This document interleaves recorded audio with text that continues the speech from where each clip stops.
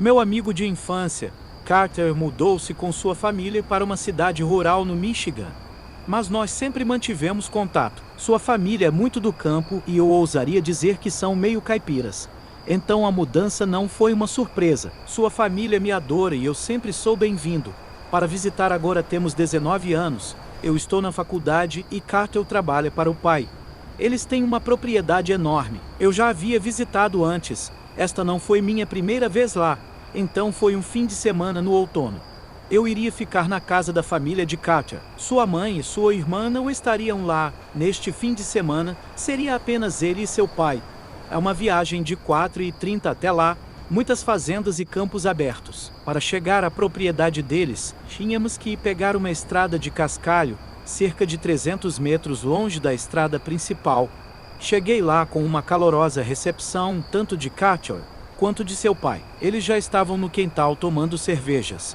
Após trazer minha bolsa do carro, me juntei a eles. Carter estava me contando sobre todas as trilhas na área, onde poderíamos fazer off-road com meu Toyota 4Runner.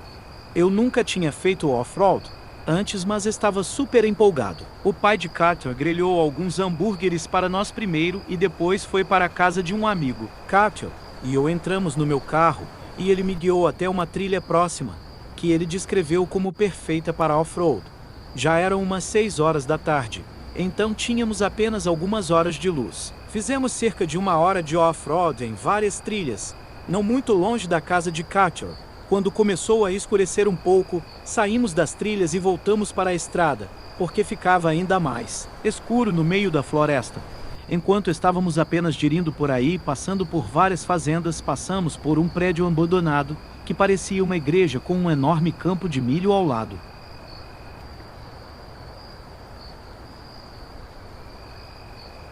Carter disse que passava por aquele lugar o tempo todo, mas nunca tinha ido verificar.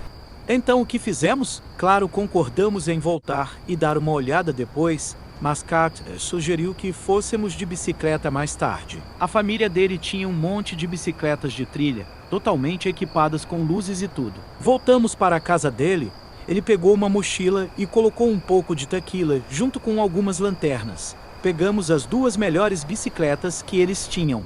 Cada uma tinha luzes montadas no guidão. Ele disse que provavelmente seria um passeio de bicicleta de 20 minutos.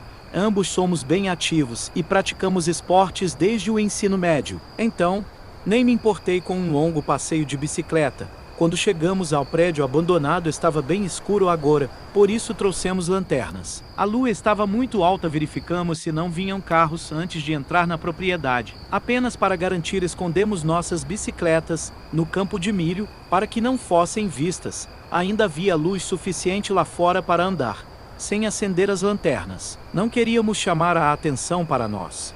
Estávamos pensando em tirar algumas fotos legais e artísticas, um do outro, para o Instagram, dentro do prédio. Se conseguíssemos encontrar uma maneira de entrar, o lugar era definitivamente uma igreja antiga. A forma das janelas confirmava isso. Fomos olhar por uma das janelas, mas estava muito escuro para ver lá dentro.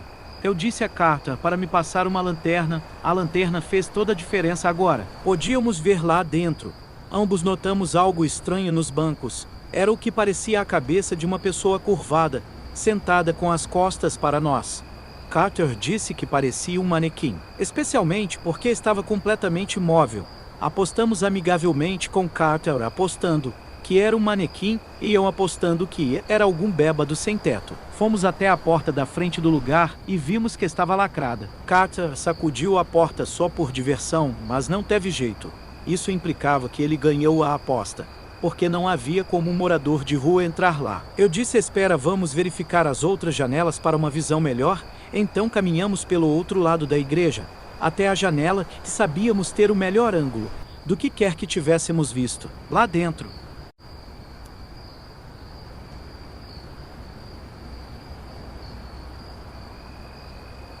Mas agora, quando acendi a lanterna através do vidro, o que quer que estivesse naquele banco, apenas alguns minutos atrás, tinha sumido. Eu disse a Katia, ele me devia dinheiro porque eu estava certo.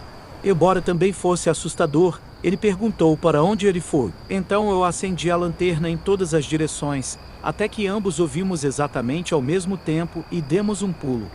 O homem estava de pé bem à esquerda da janela, por dentro olhando para nós. Não pareciam sem teto para mim, no entanto saímos correndo de volta para o campo de milho. Tentamos encontrar as bicicletas, em pânico, mas não conseguimos. Estava tão escuro agora e evitávamos acender as lanternas, para não nos expormos. Ouvi o som de uma porta batendo no prédio da igreja. Parecia algum tipo de porta pesada. Carter me disse para ficar quieto, porque ouvi os sons no campo de milho, como alguém passando por entre as plantações. Então parou e ficou em silêncio. Um silêncio total, sem brisa alguma. Então todas as plantações estavam imóveis, ficamos parados abaixados e com medo de nos mover. Ficamos nessa posição por 1 minuto, antes de Carter dizer em voz baixa para que lado deixamos as bicicletas. Foi quando ouvimos o som das plantações a poucos metros de nós, sendo afastadas, como se alguém estivesse correndo na nossa direção. Eu gritei: vamos embora. Enquanto corremos juntos através das plantações, algumas delas me atingindo no rosto. Em algum momento saímos a céu aberto, deixando o campo de milho e correndo de volta para a estrada. Não estávamos mais sendo perseguidos. Carter ligou para o pai imediatamente e ele veio nos buscar. Ele não era do tipo de pai que ficava bravo conosco por invadir propriedades, ou beber, ou qualquer coisa assim. Ele estava mais chateado com as bicicletas. Mas ele disse que fizemos bem em deixar as bicicletas e fugir no dia seguinte. Ele nos levou de volta àquela igreja, trazendo uma arma consigo. Procuramos nas plantações até encontrarmos as bicicletas, então as colocamos na carroceria da caminhonete do pai de Carter. Estávamos prestes a sair, quando olhamos de volta para a igreja e vimos alguém em uma das janelas. Tinha que ser a mesma pessoa, eu acho. Quando ele nos viu notá-lo, ele se afastou da janela de forma arrepiante. O pai de Carter disse: vamos sair daqui.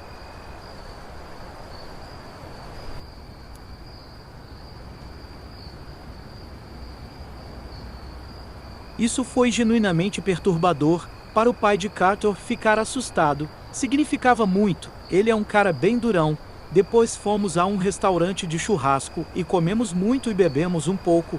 Depois o pai de Carter ligou para a polícia da cidade para informá-los de que alguém estava se escondendo naquele prédio abandonado. Pelo menos sentimos que fizemos algo ao trazer isso à atenção deles. Quem sabe se aquele homem ainda está se escondendo naquela igreja ou quem ele era na verdade.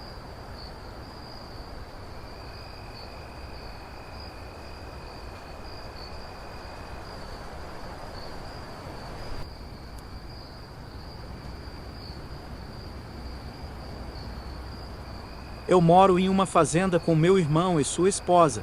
Nós dividimos as responsabilidades na temporada de trabalho. Na entre-safra, eles viajam bastante. Meu noivo faleceu há alguns anos e ainda não me abri para um novo relacionamento. Eu passo muito tempo sozinha e as entre-safras realmente me afetam. Isso aconteceu no início de outubro, perto da época antes da nossa última colheita. Meu irmão Doe e sua esposa estavam fora da cidade por alguns dias. Imaginei que algo assim aconteceria enquanto estivesse cuidando da fazenda sozinha. Era uma noite como qualquer outra. As janelas da casa ainda estavam abertas, para permitir que a brisa refrescante de outubro entrasse na casa. De repente ouvi um grito. Era o grito de uma mulher. Não consegui dizer se era uma adolescente ou uma mulher adulta, mas era um grito agudo de fazer o sangue gelar. Saltei da minha poltrona reclinável e fui até o meu cofre de armas, no meu quarto, para pegar meu rifle. Sai para ser recebido pelo ar fresco e gelado. Fiquei na varanda da frente por um segundo esperando e ouvi o grito novamente. Vinha do campo de milho. Disparei um tiro para o alto, como um tiro de aviso.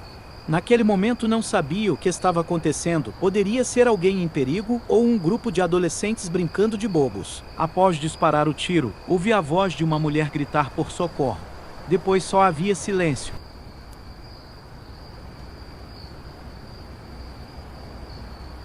Gritei: quem está aí? Onde você está? Só o vento agora. Liguei todas as luzes externas da minha casa e também peguei meu celular e liguei para o 190, enquanto entrava no campo de milho chamando e esperando por uma resposta. Depois de contar ao operador o que ouvi, fui deixada esperando alguns policiais chegarem. Havia um total de 4, que acabaram aparecendo, e com a ajuda deles todos nós verificamos o campo de milho iluminando com lanternas e chamando por quem precisasse de ajuda. Imagino que toda vez que alguém relatou gritos de socorro, os policiais levaram a sério. Depois de não encontrarmos ninguém, um policial me disse para ligar para o 190, novamente se ouvisse alguém gritar por socorro e que eles estariam por perto. Então todos eles se foram. Voltei para dentro de casa, não sei antes dar mais uma olhada no campo de milho, fechei a porta e apaguei todas as luzes. Não há muito o que fazer nesta região para as crianças locais, então não parecia incrível que talvez fossem algumas crianças tentando assustar fazendeiros e proprietários aleatórios. Depois de mais uma hora assistindo TV, fui para a cama, tomei alguns remédios para me ajudar a dormir. Depois de cerca de 1 hora e alguns minutos, ouvi rangidos e batidas lá embaixo. Só então percebi que não havia fechado as janelas lá abaixo. Dava para ouvir tudo, através das paredes finas, como o papel desta casa, e todo o piso faziam barulho.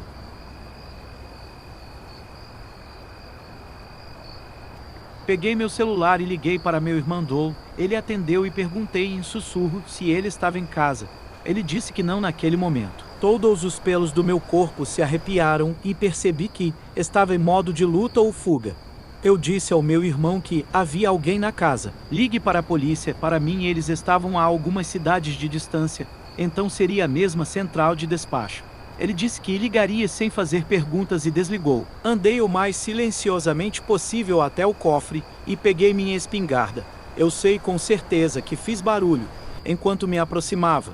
Embora fosse inevitável ouvir sons lá embaixo. Havia definitivamente alguém na minha casa. Me aproximei da porta e a abri. Olhei a escada abaixo, para o térreo.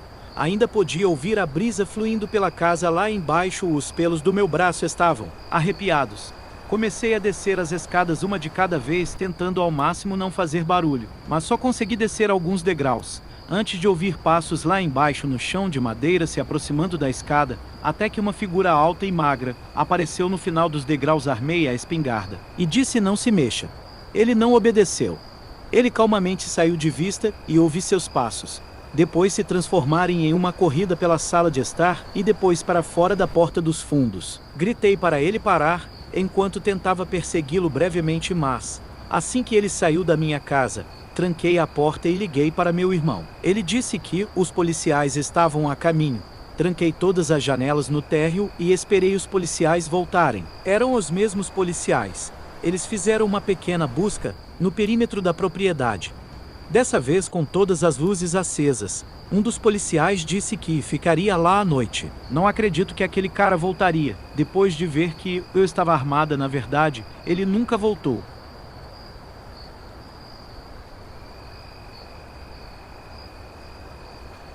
Mas a história não termina aí. Eu estava terminando a última colheita da temporada, na colheitadeira, e enquanto fazia isso notei um sapato no campo. Parei a máquina para pegá-lo e examiná-lo. Era um sapato feminino número 38. Isso me fez lembrar dos gritos que ouvi seguidos pelo homem invadindo minha casa horas depois. Liguei para o 190 mais uma vez e deixei o sapato onde estava, para não prejudicar qualquer evidência potencial. Quando a polícia chegou, eles fizeram outra investigação do campo de milho e pegaram o sapato como evidência de um possível desaparecimento. Eles até trouxeram cães policiais para farejar qualquer possível odor. O estranho é que não havia relatos de mulheres desaparecidas em nosso condado, pelo menos na época. Espero que a pessoa a quem pertencia aquele sapato esteja viva. Até hoje me faz sentir mal pensar que alguém possa ter sido assassinado na minha fazenda.